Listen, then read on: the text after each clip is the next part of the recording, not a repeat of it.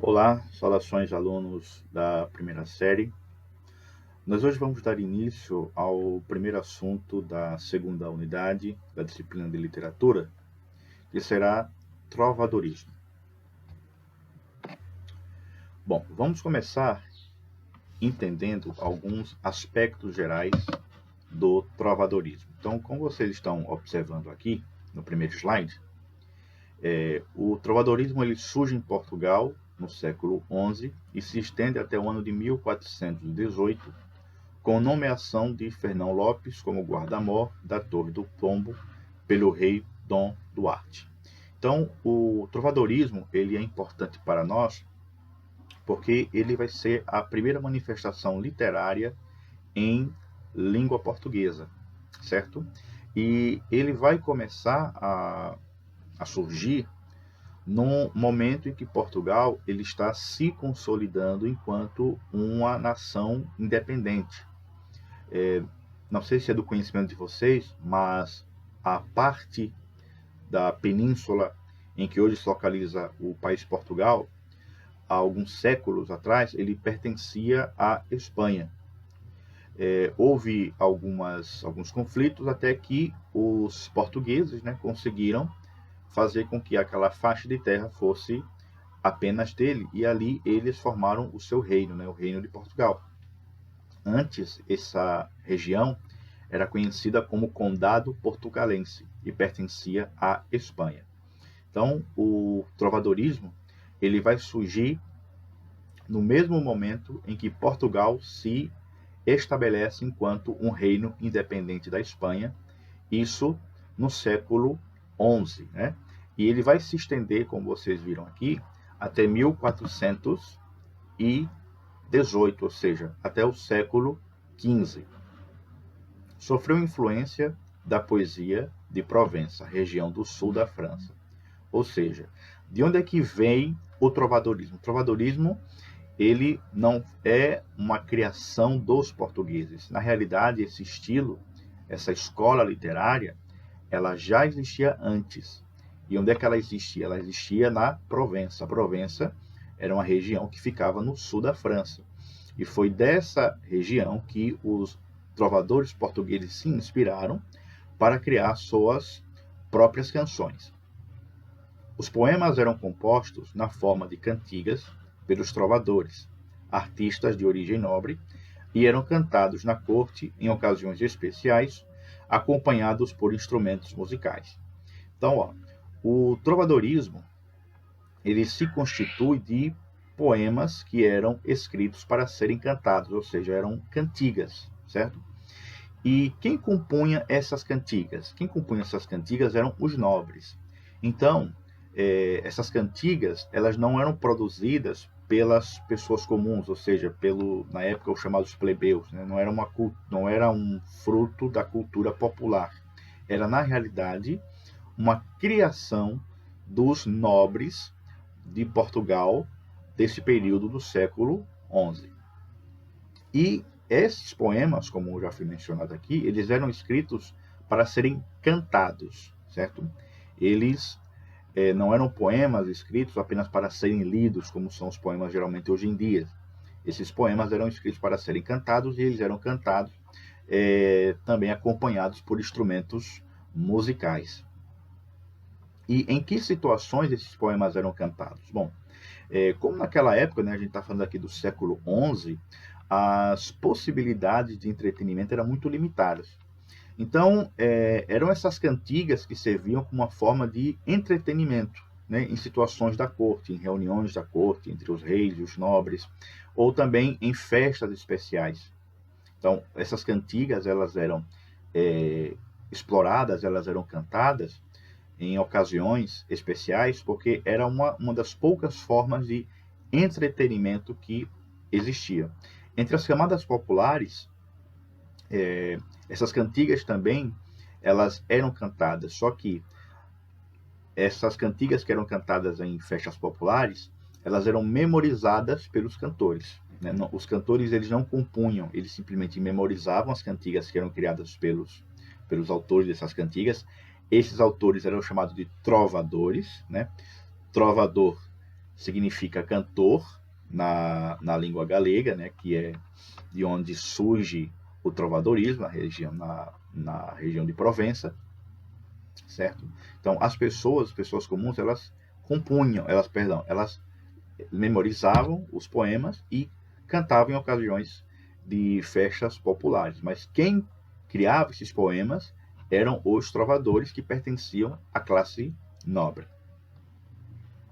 As cantigas eram escritas em galego-português, ou seja, como nesse momento Portugal ainda estava se formando enquanto uma nação independente, enquanto um reino independente, a língua portuguesa também estava em formação. Agora, como os trovadores portugueses se inspiraram nos trovadores da região de Provença, do sul da França, eles acabavam misturando a língua portuguesa que estava em formação com a língua provença, que era a língua galega, e os poemas acabavam sendo uma mescla desse português em formação e da língua galega.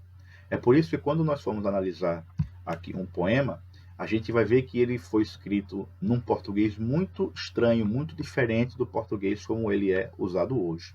E que português é esse que vai aparecer nessas cantigas? É a mistura entre a língua galega e a língua portuguesa.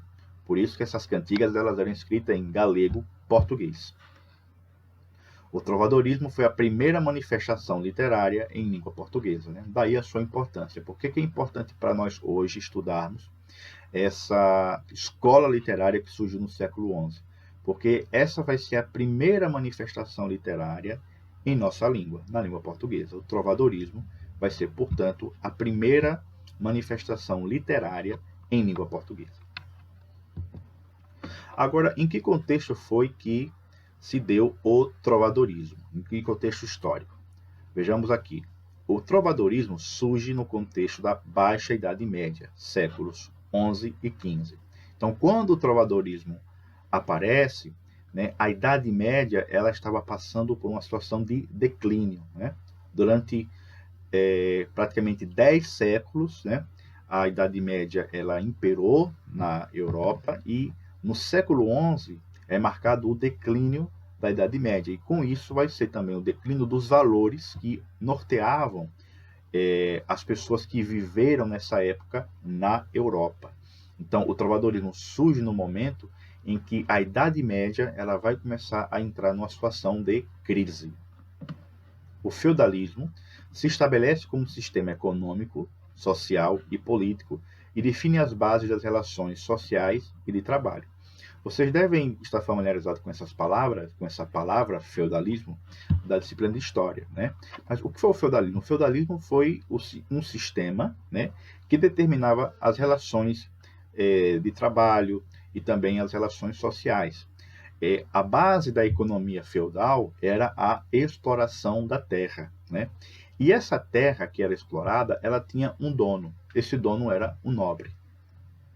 E as pessoas que trabalhavam nessa terra, que pertencia ao nobre, eram seus servos. E como é que funcionava essa relação entre o servo e o proprietário da terra, ou seja, o senhor feudal?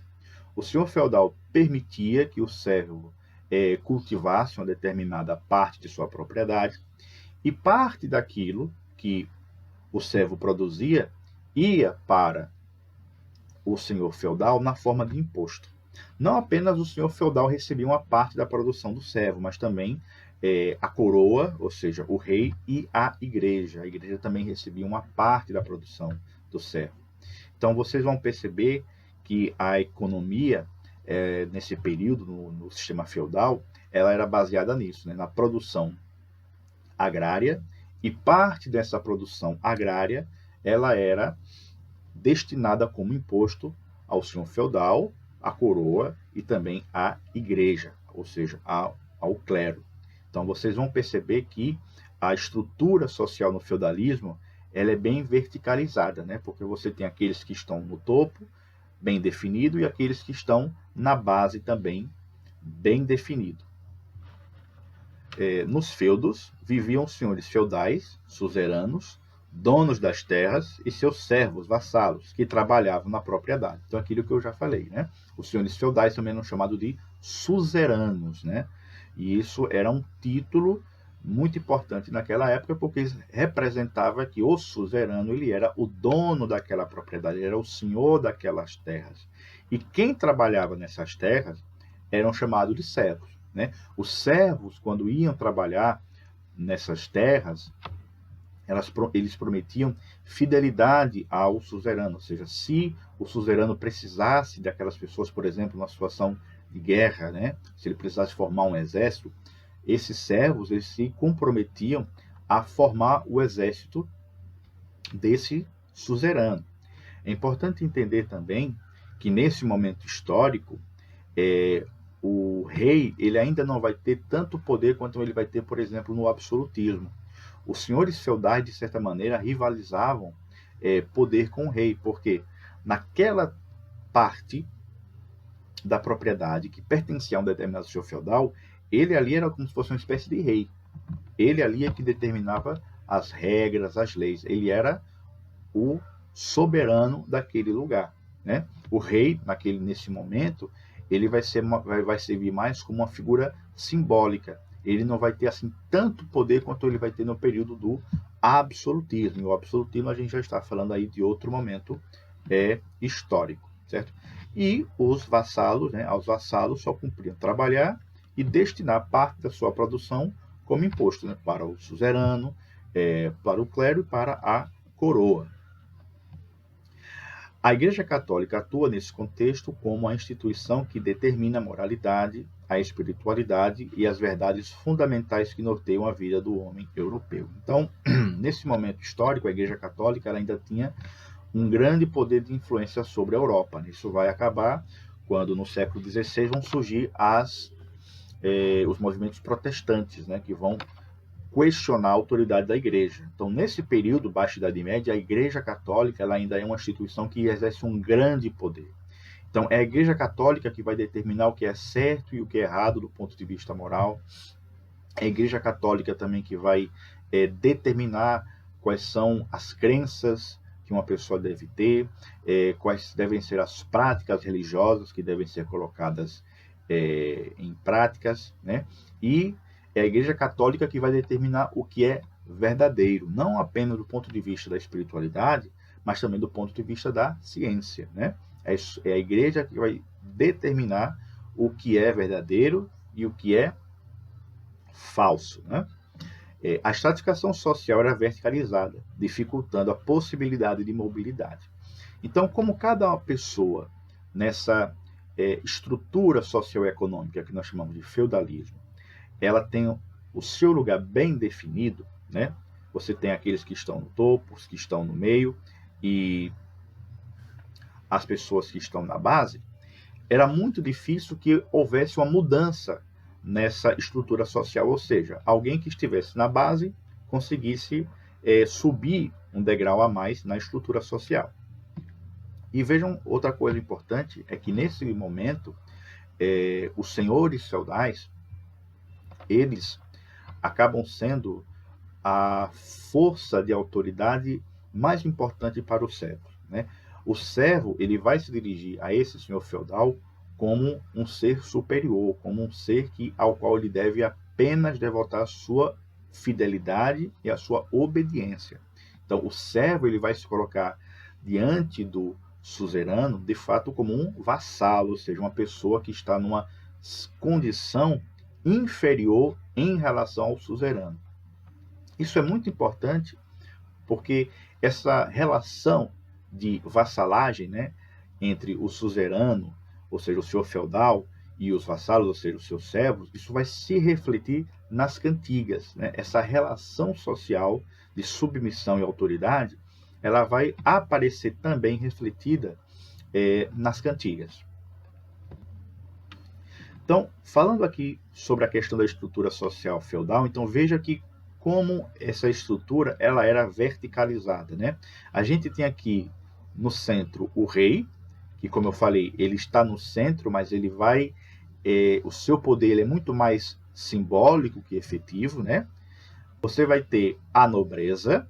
Quem seriam os nobres? Os nobres eram os senhores feudais, né? Eram eles que tinham o controle das propriedades, ou seja, o controle da terra. Então, nessa sociedade, eles vão formar parte da classe dos nobres. E junto deles vai ter o clero, né? O clero também vai ser um grupo social que vai ter uma posição privilegiada nessa estrutura social. E por que o clero ele tem essa posição privilegiada nessa estrutura social? Porque, como eu falei, na Baixa Idade Média, a Igreja Católica ainda era uma instituição que exercia um grande poder, uma grande autoridade em meio ao povo europeu. E quem é que está na base dessa estrutura? Vai ser o povo, ou seja, os servos, os vassalos, as pessoas que vão efetivamente trabalhar, que vão lidar com a terra, né? Essas categorias aqui, pessoal, tanto a nobreza, como o clero, como o rei, não trabalhavam. A verdade é essa. Quem trabalhava, quem pegava mesmo, como chama, né, a mão na massa, eram os servos, eram eles que lidavam com a lavoura, que criavam os animais. Quem trabalhava mesmo era eles. E, como eu falei, né, como eles trabalhavam numa terra que não lhes pertencia, né, então eles tinham que destinar parte da sua produção para o senhor feudal, que era um nobre, outra parte ia para o clero na forma de dízimo e outra parte ia para a coroa.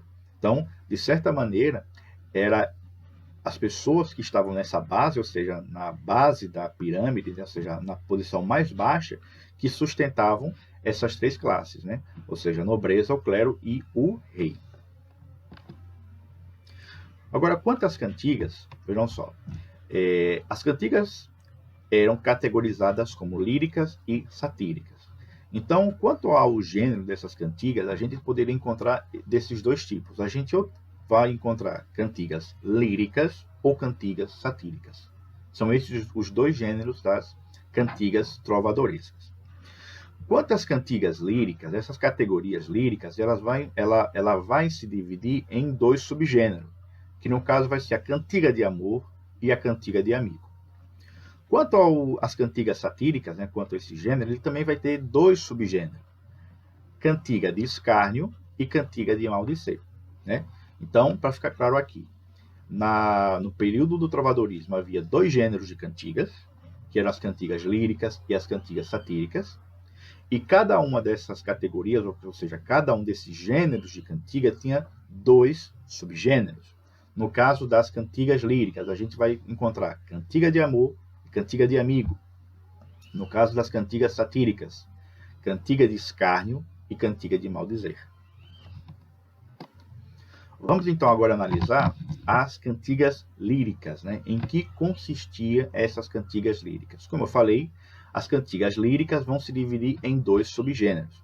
O primeiro gênero vai ser cantigas de amor. Em que consistia então, pessoal, essas cantigas de amor? Vamos ver. Confissão amorosa do eu lírico masculino que se declara a sua dama, sua senhor, sem a perspectiva de correspondência ou consumação. Então, a cantiga de amor era a confissão do eu lírico, ou seja, uma voz masculina que vai aparecer no poema declarando seu amor à sua dama. Esse detalhe é importante, pessoal, porque esse eu lírico que vai expressar o seu amor a essa dama, ele se coloca numa situação de inferioridade. Esse amor, ele vai devotar apenas a uma mulher que pertence à nobreza. Ficou claro isso?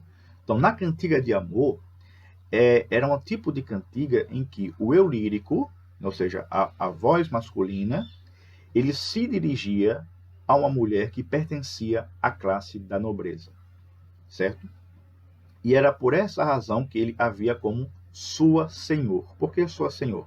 Porque no momento em que as cantigas trovadorescas elas foram escritas, esse pronome de tratamento senhor só existia na forma masculina. Não existia senhora como existe hoje, só existia senhor. Então, na época em que as cantigas de amor foram escritas, o pronome de tratamento senhor se aplicava tanto ao homem como também à mulher, certo? E o trovador, ou seja, o eu lírico, ele vai sempre expressar o seu amor, o seu sentimento por uma dama que pertence à alta sociedade, ou seja, que pertence à classe da nobreza. Portanto, nós não vamos encontrar cantigas de amor em que o eu lírico se declara a uma moça simples, a uma camponesa, a uma serva. Isso não existe. Nós não vamos encontrar cantigas de amor em que o eu lírico se dirige a uma serva, a uma camponesa, a uma plebeia. Não. Ele vai sempre se reportar a uma mulher que pertence à nobreza. E ele vai se colocar em relação a essa mulher sempre numa condição de inferioridade. Lembra o que eu falei quando eu expliquei o feudalismo, a relação entre o suzerano e o vassalo, a relação de submissão, de obediência? Então, as cantigas de amor, elas vão também refletir essa relação social, né, própria do período do feudalismo, da Baixa Idade Média, né? Então, essa relação do eu lírico com a dama reflete a relação do suzerano com o vassalo. E outro detalhe importante é que esse eu lírico que expressava esse amor a essa dama, ele não tinha nenhuma expectativa de que esse amor se consumasse, ou seja, de que a senhora correspondesse a esse amor. Então ele confessava o seu amor a uma mulher da alta classe, ou seja, uma mulher da nobreza, mas ele tinha plena consciência de que esse amor jamais iria se consumar, jamais iria se realizar. Ele iria permanecer apenas no campo da idealização, certo? É por isso que a mulher é idealizada e o amor soar de forma platônica. Então, esse poeta, quando ele vai descrever essa mulher é descrita como absolutamente perfeita, não é isso? E esse amor que ele sente por ela jamais vai se consumar. É um amor que vai sempre estar no campo das ideias, ou seja, é um amor que vai se efetivar apenas de forma platônica.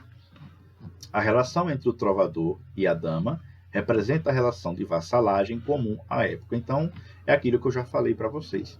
Essas cantigas de amor, elas vão ser um reflexo da estrutura social que havia na época, né? Que era o feudalismo, em que o vassalo ele se colocava numa condição de inferioridade, de submissão e de obediência em relação ao suzerano, que era o proprietário da terra. E outro detalhe, ambientação palaciana, ou seja, as cantigas de amor, né, elas sempre são ambientadas no ambiente dos palácios. Quantas cantigas de amigo? Confissão amorosa, de voz feminina, ainda que o autor seja um homem, que canta o lamento pela ausência de seu amigo namorado. Então vejam só, qual seria uma diferença entre as cantigas de amigo e as cantigas de amor? Primeira diferença é que na cantiga de amor vai ser uma voz, a voz do lírico ela é masculina, ou seja, é um homem que fala, é um homem que vai expressar o seu sentimento, o seu amor pela dama. No caso das cantigas de amigo, não, vai ser uma voz feminina, ou seja, é uma mulher que vai cantar. Só que um detalhe importante, ainda que no poema apareça a voz feminina, quem escreve o poema é um homem, certo? Então, a voz que aparece no poema é a voz de uma moça. Porém, quem é o autor do poema, é um homem. E o que é que essa moça vai confessar nessa cantiga? Essa moça ela vai confessar o seu amor ao seu amigo. Quem era o amigo dela? Era namorado. Por que é que se usa então o termo amigo? Porque naquele tempo, amigo era a mesma coisa que namorado. Por isso que tem o nome cantigas de amigo, que pode ser entendida como que cantigas de namorado. É a moça que vai cantar, né? Para o seu namorado, ao seu amigo, ou seja, ao seu namorado. E essa moça, ela vai cantar o seu amor a esse seu amigo, a esse seu namorado, lamentando a sua ausência, ou seja, é um canto em que reflete uma situação em que a moça ela está por alguma razão separada do seu amigo, ela está separada do seu namorado. E essa moça, um detalhe importante, ela pertence à classe dos vassalo, certo? Ela é uma camponesa, ela é uma plebeia. Então, aqui está se referindo a um amor que acontece, mas aqui já nas classes que formam a base da estrutura social feudal. E um outro detalhe importante sobre essa questão, sobre as cantigas de amigo, é que o que é que justificava essa ausência do amigo, né? Por que ele não estava lá naquele momento? Provavelmente porque ele tinha ido para alguma expedição, para alguma guerra. Havia alguma razão para que esse namorado, esse amigo, não estivesse ali com a camponesa. E, diferentemente das cantigas de amor, em que o amor ele não se consuma e nem é correspondido, nas cantigas de amigo é o contrário. O amor ele é consumado, ou seja, já existe uma relação, né, entre essa moça e esse rapaz, e esse amor é correspondido, ou seja, um ama o outro. Então, não é um amor que se dá apenas no campo da idealização, como é o caso das cantigas de amigo, perdão, cantigas de amor.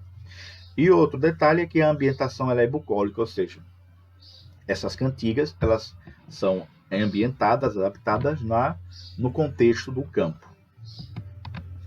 Vamos ver aqui agora, pessoal, um exemplo de uma cantiga de amor, né, que foi composta pelo trovador Pio Soares de Taveiroz.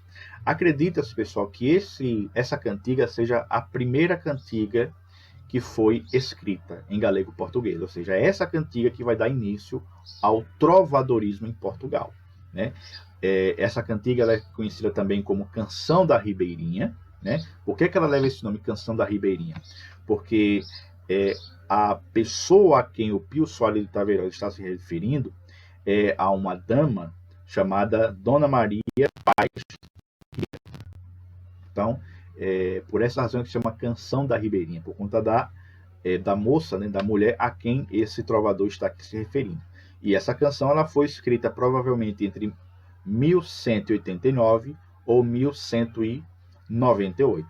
Então vamos ao texto. Ó. No mundo não me sei mais parelha. Entre me for como me vei, cajamoiro vós e ai, minha senhor branca e vermelha. Queredes que vos retraia, quando vos eu vi em saia, meu dia me levantei, que vos então não vi feia. Veja que o português que está sendo utilizado aqui, pessoal, é muito diferente do português que a gente tem hoje. Então, aqui é um exemplo da língua galega portuguesa. Então, aqui é uma mescla entre o português, que ainda estava em formação, mais a língua galega, certo?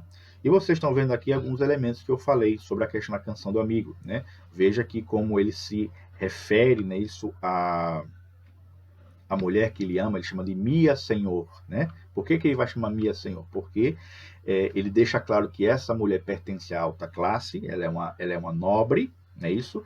E se usa Senhor porque naquele tempo não havia o pronome de tratamento feminino senhora. E veja que ele diz que ela é branca e vermelha. Com essas cores, ele está querendo idealizar essa mulher, ou seja, explicar que ela é pura, não é isso? E muito bela também. Então, a gente tem aqui um bom exemplo da cantiga de amor. E veja que aqui é somente a expressão, né, a confissão do eu lírico masculino, que confessa o amor que ele sente por essa moça, por essa senhora, que ele chama, né, Minha Senhor, branca e vermelha. A gente tem aqui agora um exemplo de uma cantiga de amigo, que foi escrita por Dom Dinis. Dom Dinis ele foi rei de Portugal. Então vamos aqui observar essa cantiga de amigo. Ai flores de verde pino, se sabedes novas do meu amigo, ai Deus, e o é. Ai flores, as flores do verde ramo, se sabedes novas do meu amado, ai Deus, e o é. Se sabedes novas de meu amigo, aquele que mentiu do que pôs comigo, ai Deus, e o é. Esse poema ele vai seguir essa estrutura ao longo de toda a sua extensão. Isso vai se repetir ao longo do poema. Então vejam aqui, pessoal, de maneira clara, que diferentemente da canção que a gente analisou, a canção de amor, a gente está vendo aqui uma moça que está se dirigindo às flores do verde campo, né? Ou seja, veja que aqui o poema está sendo ambientado no contexto do campo, um contexto bucólico, e ela está aqui lamentando a ausência do seu amado. E ela está perguntando onde é que ele está, né? Se sabedes novas, ou seja, você sabe as novas, você sabe onde é que está o meu amigo, ou seja, o meu amado, o meu namorado. E veja que ela está perguntando, fazendo essas perguntas a elementos do campo, né? Então a gente vê aqui de maneira muito clara os elementos da cantiga de amigo, né? Lembrando que cantiga de amor e cantiga de amigo fazem parte do gênero lírico, das cantigas líricas. Agora vamos às cantigas satíricas, certo? Como eu expliquei, as cantigas satíricas elas também são divididas em dois subgêneros. O primeiro gênero são as cantigas de escárnio. E quais são as características? Não apresentam o nome do alvo da crítica, ou seja, é uma canção crítica. Essas duas cantigas elas sempre serão críticas que se dirigem a alguém, certo? Só que no caso das cantigas de escárnio, essa crítica ela não revela diretamente o nome da pessoa. O poeta ele vai colocar ali alguns detalhes para identificar, mas ele nunca vai dizer diretamente quem é a pessoa que ele está criticando, certo? O conteúdo do poema é tratado de forma indireta, irônica e sarcástica. Então, o poeta, né, o trovador, ele vai fazer a sua crítica, mas de forma indireta, de forma irônica, de forma sarcástica. Ou seja, ele não é claro na sua crítica, né? Por ocultar, sobretudo, também o nome da pessoa que ele está criticando. Quanto às cantigas de maldizer, apresentam o nome do alvo da crítica, ou seja, diferente da cantiga de escárnio, a cantiga de maldizer vai dizer diretamente quem é a pessoa que está sendo ali criticada. Então, o nome da pessoa aparece na cantiga. O conteúdo é tratado de forma direta, clara e ofensiva, certo? Então, diferentemente da cantiga de escárnio, que vai apelar mais para a sutileza, a cantiga de maldizer ela vai ser mais escancarada. Inclusive, nós encontramos exemplos de cantigas de maldizer em que o poeta usa palavrões. Então, é uma crítica mais escrachada, mais vulgar, mais direta à pessoa a quem ela está se dirigindo, pessoa esta que aparece o nome no poema, na cantiga. Vamos ver aqui agora um exemplo de uma cantiga de escárnio, que foi de Pero da Ponte. De um certo cavaleiro sei eu, por caridade, que vos ajudaria a matar tal saudade. Deixei-me que vos diga em nome da verdade. Não é rei, nem é conde, mas outra potestade. Que não direi, que não direi. Então veja que aqui ele está fazendo uma crítica indireta a alguém, mas ele não deixa claro aqui de quem se trata, né? Ele fala, pode ser um rei, pode ser uma pessoa que tem um outro título de nobreza, mas ele não deixa claro aqui quem é que ele está criticando. Vamos ver agora aqui um exemplo de uma cantiga de maldizer, que foi composta também por um rei, Dom Afonso X. E vamos à cantiga. Trovas não fazeis como Provençal, mas como Bernaldo, o de Bonaval. O vosso trovar não é natural. Ai de vós, como ele o demo aprendestes. Em trovardes mal vejo eu o sinal das loucas ideias em que aprendestes. Então veja aqui que ele deixa claro quem é que ele está criticando, né? Esse senhor chamado Bernardo, né? Bernaldo. E ele está criticando o que em relação a esse Bernaldo? As suas trovas, ou seja, as suas canções, né? E está dizendo que essa pessoa ele quer se parecer um provençal, ou seja, ele tenta escrever como aqueles que deram origem a essa escola, porém ele não consegue, ele não consegue compor uma trova, ou seja, uma canção que seja boa. E é tão ruim as canções que esse sujeito